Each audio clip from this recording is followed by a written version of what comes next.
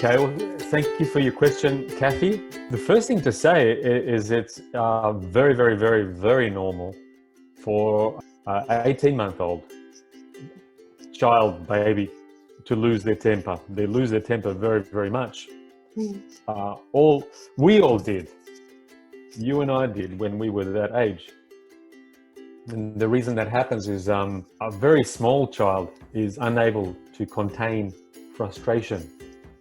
And the part of the brain, which is in the frontal lobes, that acts to reduce the voltage of anger, that part is simply immature. It is not ready.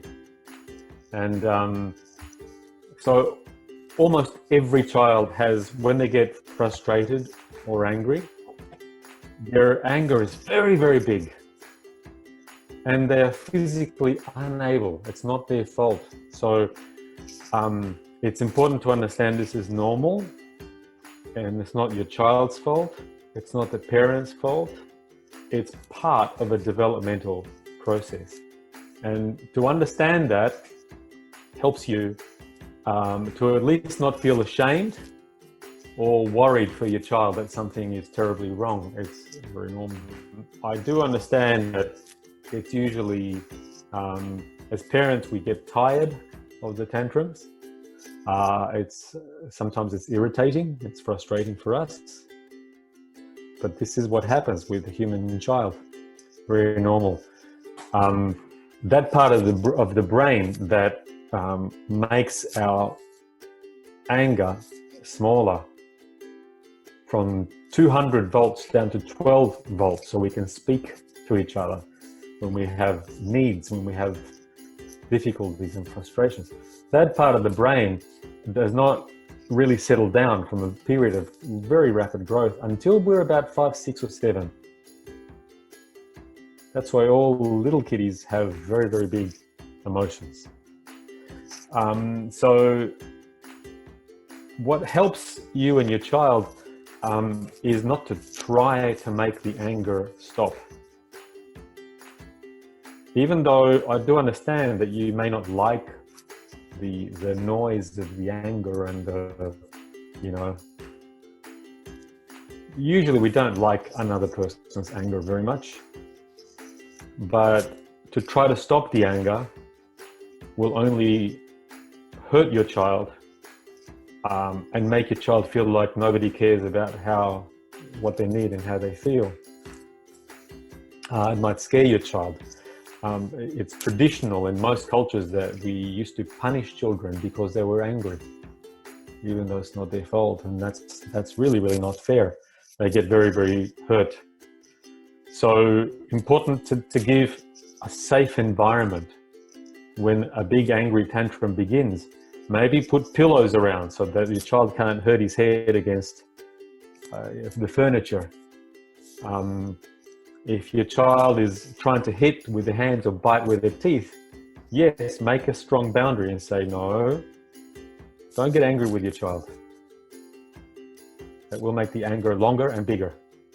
Just be strong, not punishing, but strong. So you just say, no hitting, no. You may have to say that for years until your child begins to understand that. Please know that when your child is in a tantrum, they feel out of control and they are unable to listen very well. It's as if the anger is bigger than their body. That can be frightening to a child too. The greatest power that a parent has is to listen, to learn to really listen to what our children need. That doesn't mean you always give the chocolate or the screen time or whatever they're asking for, but you can still validate their need. When they feel like somebody's trying to understand why they feel that way, when they know that you feel that way sometimes also, that helps the anger to settle down. And I would say afterwards, give them a hug. Hold them for reassurance. the more that you do that, the sooner those big angry tantrums will start to slow down. You won't like what I am about to say. The big tantrums usually begin around 14 months, 12 months of screaming and yelling, and they go all the way through the second and third year. And then as their language starts to become stronger, and you teach them how to say what they need when they're angry, that's when their anger tantrums get less often. They last not so long, and they get a little more control and a little bit more control. And by 5 or 6, it's less again. By 7 or 8, much less. Then a little bit more when they're teenagers, but we won't talk about that. So parents, it's a very, very hard job. It's like being a keeper of a very, very powerful little wild animal.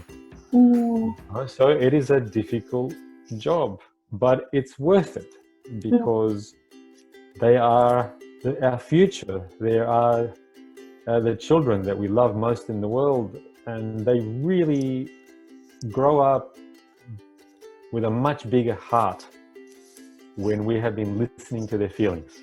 And please remember that to listen to a person's feelings does not always mean giving them the thing that they're demanding. It's just to say, I understand why you feel that way. Okay?